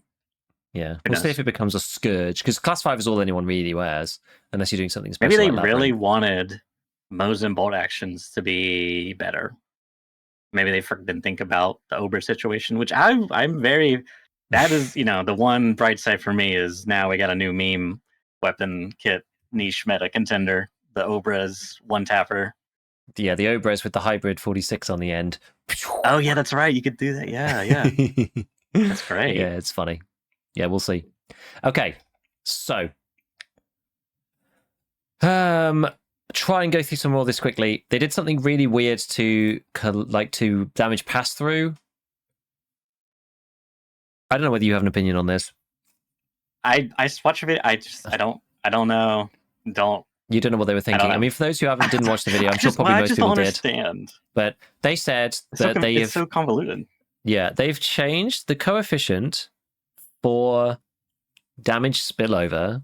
So it says here that EFT, I mean, I'm going through this for the second time now here, but like EFT and Arena feature special coefficients that change the incoming damage from a bullet if it hits an unprotected body part. That is specifically what they have said. Usually where this matters is you shoot somebody in a black limb and it spills over to the rest of the body. Right. But they've listed these two parts here. So full body parts has increased, so there's more damage, and destroyed body parts has also increased, so more damage spillover. But I really don't understand what full body parts means. I don't understand either. Yeah. Like no old idea. Coefficient 7.7, well, 0.7.7, like 1.0, new coefficient 1.8, 1.5. What could the full body part coefficient be? Like the only thing that I was thinking of, like the decrease that happens when a bullet goes through it and hits another body part afterwards. And then the destroyed body parts one is just the spillover effect. But I'm still, as I said in my video, I'm still confused because the coefficients they've listed here, not the coefficients in EFT. Right. Maybe they're the ones in also... yeah, maybe they're the ones in Arena, but yeah, it's not been well. Oh, but it says both escape from Tarkov and Arena. Yeah, I have no idea. Have fun testing that one. It says they both feature special coefficients. Doesn't necessarily mean that they're the same. It's just so weird. Yeah, okay. Yeah, you're right. It's just so weird. I mean, yeah, because the qualitative thing that they're saying is we've increased the TTK in Arena so people don't feel like it's hit reg and that people are bullet spongy. People complain about hit reg, but it's like, you did actually hit them. It's just sometimes it takes a long time to kill people, which is true in the base game too. So I don't know. This is weird. Are they talking about... Yeah, I don't know. It's very, very odd. So they changed the standard presets. I'm not sure if anyone cares about that. I haven't actually gone to look at them. You now get some money for losing, bizarrely. And then there's some, so there's battle pass points. Like, honestly, I think if you're good at Last Hero, I think Last Hero is probably the fastest way to get battle pass points. You get 200 for first place. You get 5 per kill as well. So if you get, if you're winning, you're probably getting 40 kills at least, I would think. So that's another 200. So you probably get about 400 points per game. You get 50 for MVP, which in Last Hero is just about kills as well. So if you do actually come first, you do get quite a lot. You can get like 450 per Last Hero game if you're like going to win. If you're in the top 3, then it's probably, I don't know, 30 times 5 plus 180 is an average, plus an average of the fact you only get MVP 1 in every third go. It's probably more like 15. So it's about 345. Yes, it's about 3 games of Last Hero if you're good and you're like a top 3 person. Otherwise, maybe play Checkpoint or something. Like, you do get more for the other ones, but I just don't play Teamfight and Blast Gang, so I'm not sure. But I think Last Hero is good. If you're good at Last Hero, I think do it that way. Or learn Chop Chop and get good. Because it's so quick. 10 minutes. So easy and so fast. All right, so that's it for the main patches. There was another one which came through yesterday, I think, which was a tech update. And all this fixed. I haven't really talked about it before, but they fixed the IR device flashlights. So there was like a big red. If you put it on the 3rd mode on the mall IR, it was like a huge red like laser beam for everybody else, and for you, it didn't even look like it was on. So you could just, it was so imbalanced. It was horrible. It was actually horrible. I had it done to me one time, thank God. But I saw it on Axel's stream. There was a guy who had like 4 mauls on his like mutant, and Axel killed this guy in Labyrinth actually somehow. But it's just like the worst, most glaring flashlight effect you've ever seen in Tarkov. It's like somebody's a red laser. Well, this one was the IR mode on the mall incorrectly showing as a flashlight on someone else's screen. So it was like a big red beam of death. I see. So they've fixed it. I think maybe it was the IR.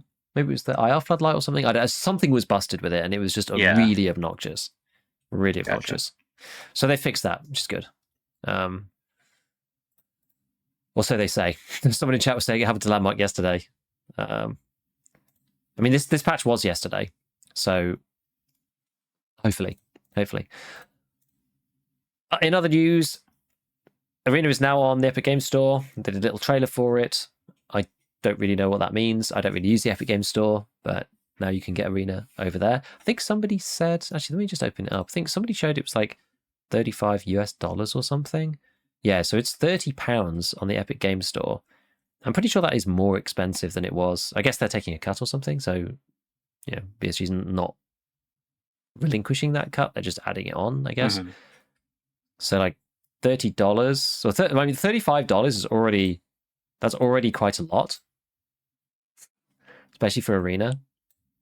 But 30, this is the usual international situation, right? £30.50 is like obnoxious. Like the exchange rate right now is 1.3, so that's like $40 equivalent for us here in the UK. It's like it's high. It's high. So how many people buy that? I don't really know. I'm not sure. But it's there. And then, that last week we talked about Nikita saying it was going to come to Steam. So, okay. What we talked about? What do we want to actually do next? We'll just We've done announce. most things, right? Yeah, I'm just gonna tick off these last few. Twitch Rivals coming up on the 16th of April for Arena. I don't know who's gonna be playing in it, but I assume some bigger name streamers, probably some from various regions, I would imagine. But I mean, I guess it really just depends on who Twitch coordinated with. That's typically how these things tend to work, unless it's open. But nonetheless, if you're interested in that, you can check that out. And then did we talk about this last week or no?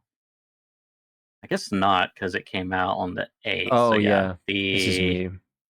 Yeah, I remember seeing this. They made changes to the Labyrinth to make it like basically the long and short of it made. I guess this was the confusing thing to me is like they made it harder, but like to access, but they're going to try to keep it in. Like they confirmed they're going to keep it as a core part of the game going forward. Mm. Yeah, pretty much. So they've said it's going to be more difficult to access. The event tasks will remain after the event is over. If you got Lightkeeper through the event, you can still access him, but the event achievements will become inaccessible. You won't be able to then get Lightkeeper through the tasks if you don't do it before the end of the thing, which is, by the way, until April the 21st. You have 10 more days to do the Labyrinth quests line if you want to do it. Mm-hmm. The first one, you have to get like the 5 folders. I've been in it a couple of times. I've only got one. Like, I'm just not sure if I can be bothered, honestly. Like, I've experienced the event. It's fun. I get it. It's enjoyable. Yeah. The only way that I'm really reasonably going to do it is by grouping up with 4 other people, which I did on a different stream, and it was funny. It was interesting and funny just to do it like as a one-off. But just like going in as a 5-man is just so imbalanced compared to going in as a solo or even a duo. It's just like it's actually not even funny how much easier it is to go in as 5. But either way, they are unfortunately they are reducing the Shadow Tagilla and Guard spawn chance down there, reducing the loot spawn chance down there as well. And a lot of people were complaining about this considerably, being like, people love the Labyrinth because it's got high value loot. It's hard to get in, like you have to do a transit in the first place. Shadow Tagilla is fun. He's got like good ammo and blah blah blah. It's like somewhere you can go to actually get that stuff. Like, why would they just then go and nerf like a good thing, make it hard to get into? That was kind of my thing, especially making it hard to get into. Like, I was already disincentivized to do it, but like it would be nice to experience it. But now you're gonna make that even harder for me to experience. Like, I don't understand. Yeah, I don't know what access to it will be more difficult means. Whether it was like maybe it'll only be open at certain times or something. The only thing that it says tangibly down here is Labyrinth keycards will be available only through Therapist and Ragman barters. So right now you just buy them for like 200 and something K. You'll have to do the barters to get the keys. So maybe that's it. Maybe otherwise it'll be open. It's just it's barterable rather than just being able to purchase in cash. I'm not sure, but or maybe it's timed or something. I don't know. But yeah, it does seem a shame, doesn't it? Yeah, on the surface at least, but we'll see with the fine details. Yeah, there's lots of people who just seem to. A lot of people who are like very upset about it. I mean, Hayes just. I mean, I like Hayes, right? And lots of people complaining, but Hayes is like, don't make it harder to access and reduce the loot as well. Just make it harder to access. Leave the loot alone. If it's hard to get in, then sure, there could be lots of loot in there, right? That's it's kind of okay. I wish. I mean, if they were going to leave it the way it is, then I sort of I don't know. They need to balance the 5-stack thing though, because even if it's harder to get in, right? It's just too easy to farm it with a group. Yeah, it's just that's the problem. Like it's totally fine playing it solo actually, because it's so incredibly difficult, and you have to be a god gamer to win. And those people who are already the god gamers kind of don't really need the loot. And my understanding is you can't even if you are that god gamer, you can't even carry everything out. Like, because you get the player loot, and then you got all the like. Even if you just looted the loot that's on the map, not the player loot, like you won't be able to take everything. So like, I don't know. But I guess if you're 5-man queuing up, you get to like all of you come out with like very good, very respectable loot. I don't know. Maybe it's too complicated without like doing something drastic to like, allow 5 people but not of the same party. I'm not sure. Yeah, I don't I don't know. really know. I mean, I feel like it should almost be. Maybe that's what they'll mean. Maybe that's what they'll do. It'll be more difficult to access or something like the. Well, is there anywhere else where you can only? Does the car only have like how many slots does the car have? Does the car have 4 or 5? I think 4. So, like, if you're in a team of 5, you can't all leave through the car, right? I don't know. I haven't played with a team of 5 in like ages. I know, same. No one plays with a team of 5. But imagine they did that. Like, they made it so that there's only 2 slots. Yeah, I mean that's. I think you're right. I think it is 4. That's what my memory's telling me, but I don't know if that somehow changes or what. Can you transit with 5? Yeah. But there's slots, right? Because they're like red little red background with like black stick figures shaped on it. Or am I I just? think so. Because you can this is a transit, so you can do it into here with 5. Oh, okay. But okay. So I was thinking, yeah. So maybe it is 5. Maybe the transits are 5, and then the cars are 4 Maybe. to I like can't extract. remember. That's what I was thinking. Either way, I think they should just reduce the number. Like, make it like 3 or 2 or something, so you can't go in 5-man because it undermines the whole purpose in some ways, right? And it circumvents the risk reward. Like, it's the only play. Like, it's so weird, right? It's the bet, and this is why. Even 4 is very. Yeah, I know. Well, because 4, you have perfect information on the final person. If they're there, you can just like all camp their spawn and then kill them as soon as they come out. Like, they literally can't do anything if you're coordinated enough. There's no counterplay other than out shooting a bunch of people who know exactly where you are and can set up on you. Which is like, what?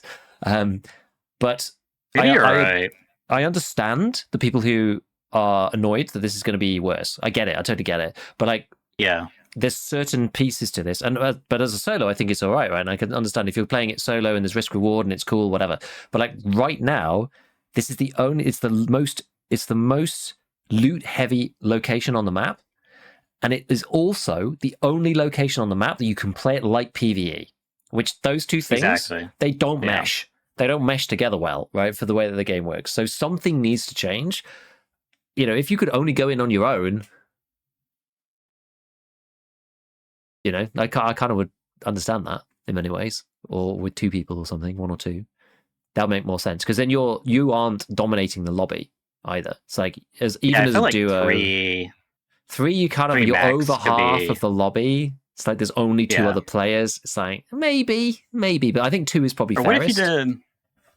What if you just lowered a player count? I mean, this might be worse, but what if you lowered it? Yeah, what if the max player count was 4? Oh, I guess then you could still do 4-mans.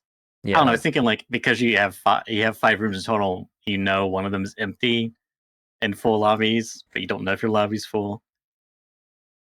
This is all because like maybe whenever the next wipe comes and this is around however you access it, maybe you only queue for like 5 minutes and then you load in and you're all by yourself because no one else is there because it's not it could be. Yeah, we'll see. But I think you might be right that when they said they made it hard to access, possibly did mean more than one way is the barters, but also like maybe they lowered player count or like spawn something. Yeah, because that could be interpreted as harder to access. Like you can't just 5-man up in there. I personally do think that's the issue. Having done it right, and like you incentivize people to play as 5. Like I understand, but just the risk reward balance is just so wrong. It's so wrong. For a long-term thing, it's fun in the short term. It just can't be that it will become like if you left this in and it's a permanent feature exactly how it is right now, the meta would be to get one of these groups going, right? You just group up with people and go here to get all your stuff. Like it's just it would be the meta thing to do. Irrespective of whether you're on your own or not. It would like basically force people to go in as 5. If you want to actually go and get the best stuff, you just go to this one place. You have to go with 5 people, coordinate it, and then get in there. So yeah, I don't know. But we'll see. But you still have 10 days. Well, from this recording. So by next week, it'll probably be a week. It'll be the 21st. So when this releases next week, then we'll have like probably a week or something to go. Yeah, so as I said, I'm not sure if I'm even going to complete the first one because it means just running in as a 5-man again, trying to grab folders from underneath various boxes. It's just really, really hard. But we'll see. We'll see how that goes. Nikita shared something about the Battle Pass, by the way. He put something on his Twitter. So he's like, yeah, Arena is available on Epic Games. By the way, since the release of Tarkov Arena, patch 3.0 and the start of the Battle Pass, Season 0, within 24 hours, all players together have received 142,000 rewards and achieved 357,000 levels.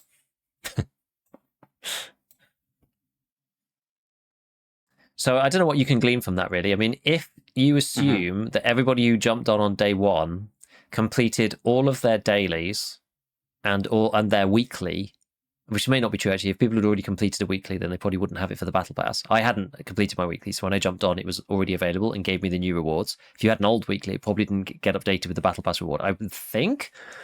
And especially if you'd completed it, I don't think you'd get another one. I think, but I'm not 100% sure. But even if we just assume then that everybody did that, you get 5,000 plus another 4,500. That's 9,500, and then you play a little bit more. I ended up on level 12 after the first day of doing all the dailies and whatnot. So if everybody got to level 12, which is also probably not true, but if they did, then that would be 30,000 people playing the Battle Pass. If people got less than that, if people got an average of 6 levels, then it would be 60,000 people. So that's kind of that ballpark we're talking about, 50K-ish. That helps put it into context, because when you first read those, I was like, yep, those are numbers. Yeah. I mean, that's the launch, right? So it's, and that's, yeah, it depends on how many levels you assume people get. I don't know. I'm not really sure. I mean, that's, some ballpark figures. Somewhere between 0 and 100,000 people. Who knows? It sits somewhere in that range. Maybe the tail's very long. Maybe some people don't complete the dailies. Maybe some people just jumped in. I mean, you'd be very incentivized to go and complete those dailies because you get most of your battle point experience through that. But I thought it was interesting nonetheless. So it's just a little teaser of the stuff. BSG always gives like the information that's not useful, and you have to kind of like reverse engineer the useful information. Yeah. It's like yep, those are numbers. I don't have anything to compare that to or analyze it. Yeah. Like it just, but yeah, once you put it how you did, it makes it more practical, I guess. Okay, so I want to talk about some of the other topics before we wrap up. Just to like almost breeze through this. Marathon, Bungie's extra. Oh man, I just realized I hit stream instead of record. Dang it, that sucks. That's all right. I'll just. Anyways,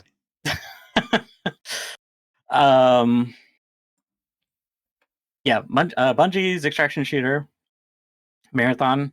Some of you may know about. I mean, it's kind of like been in and out of the news cycle within like the gamer space, but recently, I think one of the Twitter accounts, I don't know, they like started posting stuff, and then there's this whole like ARG thing going on, and one of my friends is like obsessed with Marathon, like just absolutely obsessed with this project, and has been following it to a T.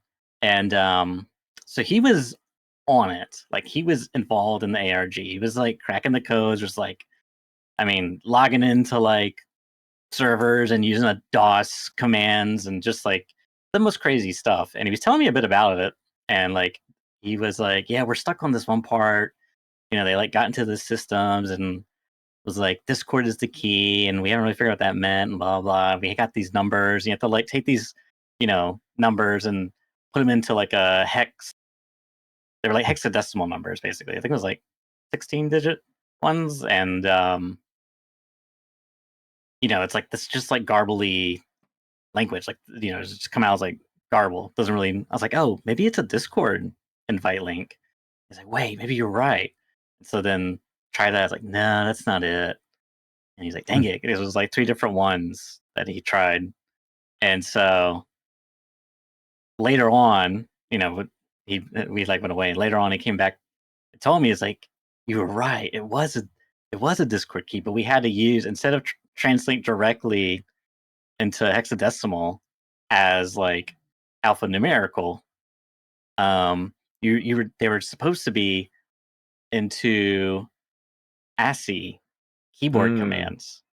which is Okay. just like you don't really link those two together in your head, I guess. I mean, they're just languages in reality, but they're not like intrinsically linked.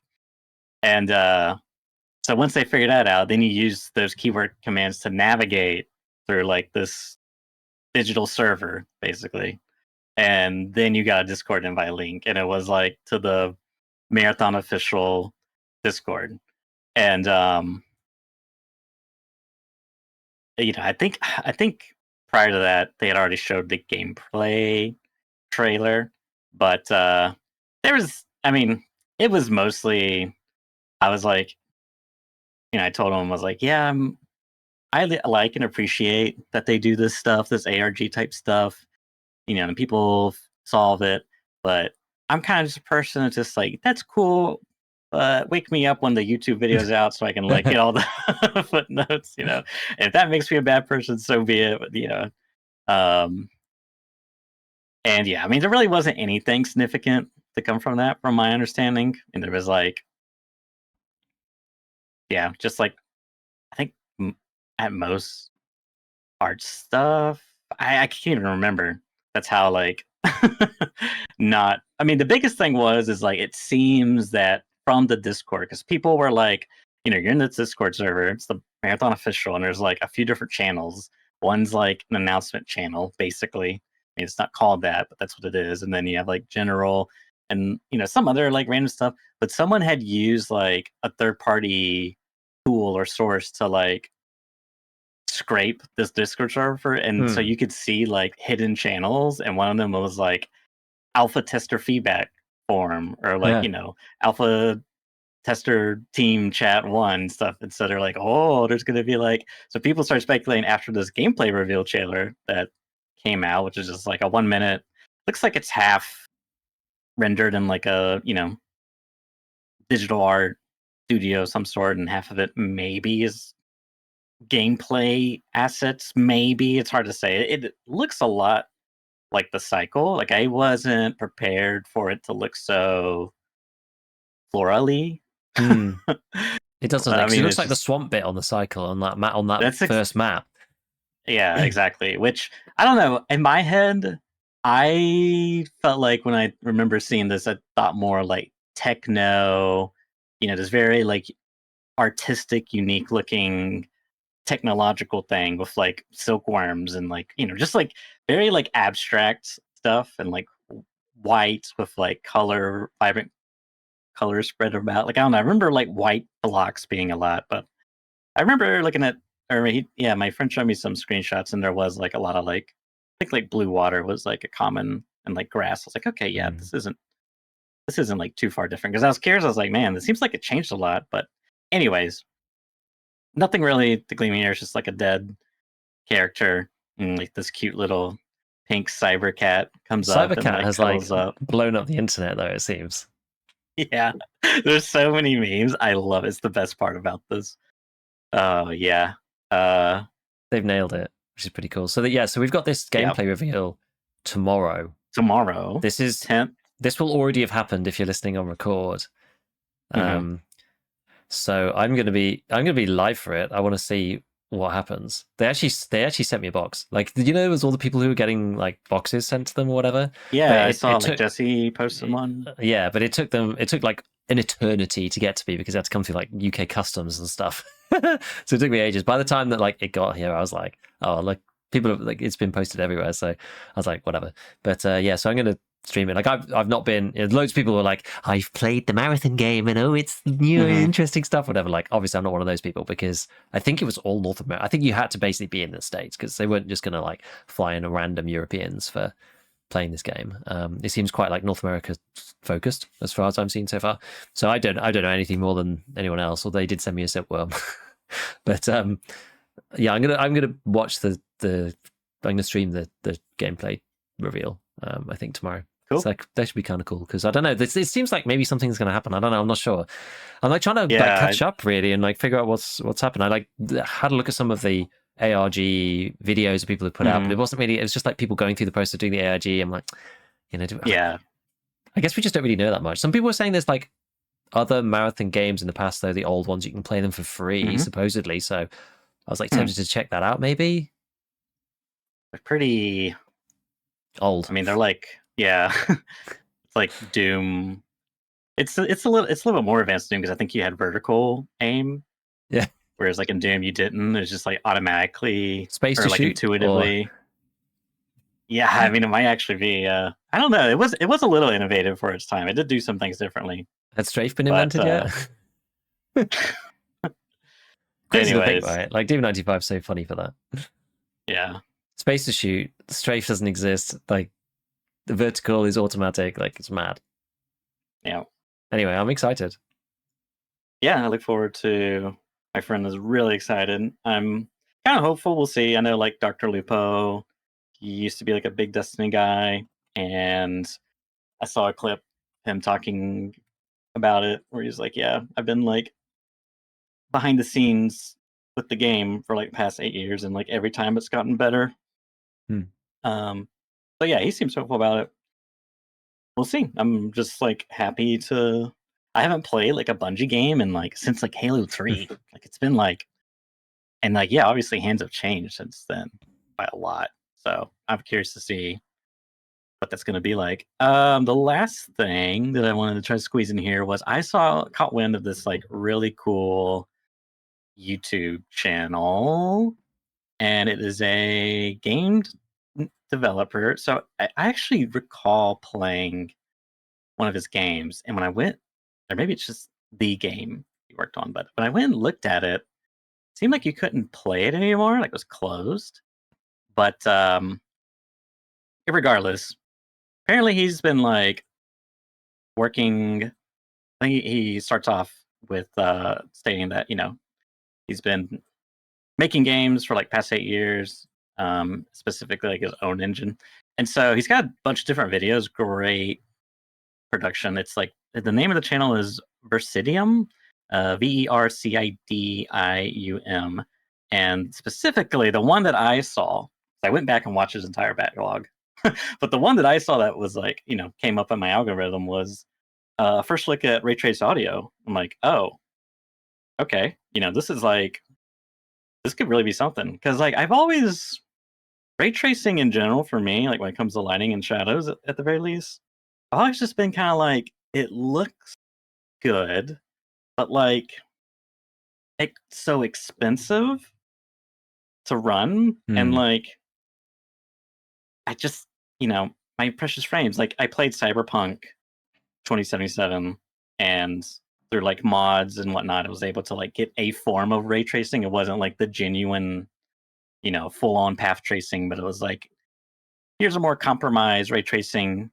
You lose out on some things, whatever. And like it's nice, and it's like, I could get like a reasonable FPS like 60, but like, and some scenes do look you know, way more realistic, if you will, because like just the shading, is just like so much better. The shadows, it's not looks doesn't look video gamey, It's like I can clearly tell this is like a video game. Whereas like when you get into ray tracing, it's like, okay, this, like, is this a video game or is this like a rendered cutscene? It's like it looks a lot more hard to decipher. And so with the ray tracing audio, what he's showing here is what he's developed is a way to like instead of using the more traditional methods like HRT, I guess. Wait, is it HR? No, HRFT. HRTF. I guess it's Yeah, sort of part of the same deal. I think, yeah, from like, I've not seen this video, but I've just been watching it while you've been talking, and he's talking about like just as a way, way to circumvent what BSG do with occlusion zones, basically. It's like a yes, much more natural way of doing yes, this, so you don't need to define anything.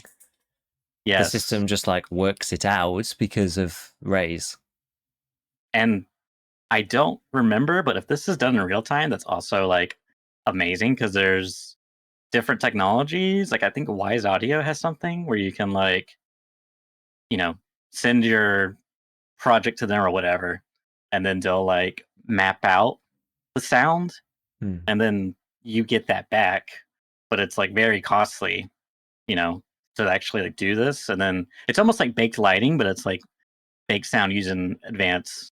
I don't know if it's ray trace audio or not, but anyways, normally sound waves travel, and they come like towards our ears, right? And that's how we like pick them up. This is doing the opposite, sending out like waves out from your character, and then I think in one of the examples, I mean, this is like really like very impressive. I can't wait to. I think technically speaking, his game. To go back to some of his older videos, you can see his like voxel game, couple demos of like ray traced audio, which like sounded like. I remember having a sort of like feeling to it. It was almost like a not a headache, but like I don't know. It's like I don't even know how to describe it. It was like my brain expanded, like psychedelic listening to it because it was like this sounds so real. Like they were inside like a metal, um, I don't know, like chamber, and it was just like echoey. But like it I don't know. Yeah, it was like some like I need you to try it because I'm serious. Like I was having like some type of otherworldly experience. But this is a good example. So like they're in a they're in like a bedroom, right? And there's like a window, and the window's open, and it's like storming, and so like the your person cast out these rays everywhere, and they bounced everywhere, and so then it uses that information to find the sound source, and then make like direct that in a way where you can actually hear the audio. So like normally you have this problem, right, where you're in a room and you hear someone through the wall, and you have to sort of like combine this weird gamer sense that you build where it's like you need map knowledge and you need like audio cues like wood, metal, these like very distinct footstep sounds on different surfaces, and you need to know the map well enough to be able to like apply the two. And like then if you add occlusion on it, it's like, is it kind of occluded? Because then it's like, oh, that's definitely not someone stepping on the metal crate right next to me. It's someone stepping on the metal crate through the wall. It's like this really you have to like build this mental graph with like the information that they're trying to give you, right? Whereas this, you get like, I mean, you're basically getting the real deal. Not, I mean, there's no way it's going to be perfect, but like to be able to have all this, like again, in that scenario where you're like in the room and around the bend is like the window that's open, hearing the sound coming from the bend is going to be like, so, you know what I mean? Like Yeah. going from how I'm so used to like interpreting sound to like something that's going to sound like it's coming from around the corner, and you don't really, you know what I mean? Like this is going to be. I'm super excited for this, and this what gets like this makes me excited when I hear like ray tracing, like ray tracing graphics. The one thing I think would be cool is if you could do something interesting with like lighting and shadows and like terms of gameplay, because then you have like you know realistic shadows, and what could you do with that you previously maybe were like limited by in terms of like gameplay, like maybe some like detection system, you know, like the Yeah. game had to be played with ray tracing, but ray tracing is so expensive. So I don't know I mean, he has a lot of videos about optimization as well, which are super interesting. I highly recommend the channel. Like I said, I spent that entire day watching. It only has like 6 or 8 of these like videos that are like very well produced. The rest are just like gameplay footage, you know, from like the before times before his channel got YouTube algorithmified. But super super cool stuff in this scene too. He's showing like how um when you're like you can reduce the performance by taking the objects that you're casting these ray towards, and then like instead of making them so detailed, you sort of like group them up into blocks. It's almost like level of detail, but for Yeah. audio ray tracing. Very You have like cool. a Like low detail model and it simplifies it. It means you need less rays to make it, That's yeah, cool. like You you can don't get scale as that then as accurate. you want, right? That's great. Yeah. Yeah, not as accurate, but does it matter, most places? It's so cool. It's such a cool idea. Yeah. And the thing is, right, it's like it's the difference between, normal, you have a normal graphics and you look at it and you go, oh, it looks good. Like Tarkov, like Tarkov's dated graphics now relatively, but it looks good. You can play it, the game looks nice, it's fine. Versus when, you see some of these like next gen racing games, for example, like I remember one popping up on Twitter and like a combination of it being a small window plus like Twitter compression or whatever. And I was like, just this thing scrolled past and I was like, oh, that's kind of cool scene. And I was just like, oh crap, that's an actual video game. Like, oh Jesus, I thought it was real. And that's like the ray tracing difference there. So if you can get that effect for audio, that's that's insane. It's insanely good. And I've been thinking a lot about like AI and stuff recently and all of these kind of things. And I think AI shows, I'm not going to talk about AI, but AI shows just the amount of processing power that we have these days. Like it's, with games getting, people say, oh, they're not unoptimized and blah, blah, blah. But yeah, sometimes we just forget how much power we actually have to do these things. There's certain things that would seem crazy. Like if you look into the background of AI and like how it actually works, it's like, you can see, like I had this sort of moment where I was like, I can see in theory why that would work, but you'd need like such a ridiculous amount of computing power to make that function. And then you're like, well, we have that computing power like literally like now. Like we have that already. We have this power today.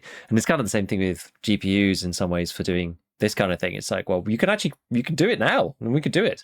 Sending out 1 billion rays. I remember hearing about ray tracing 10 years ago or whatever, and it's like, oh, we got to send out millions of these rays to cast, whatever. It's like really expensive, blah blah. And now it's it's become such an important part that it's like part of onboard modules. It's like not necessarily just being done by the GPU itself. It's like being done by these specialist modules that are designed for this. You could again have the same specialist module for this for audio.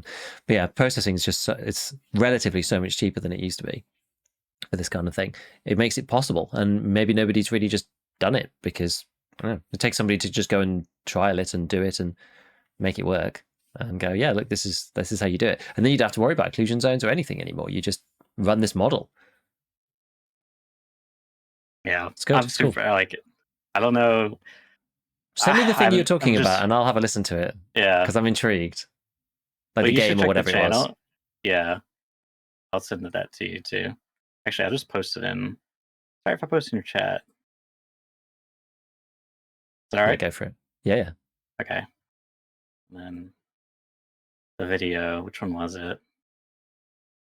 Was it this one? Oh, I'm on my other account. That's why I can't tell. It might have been this one. Yeah, I think it was this one. Yeah, it actually was. Okay.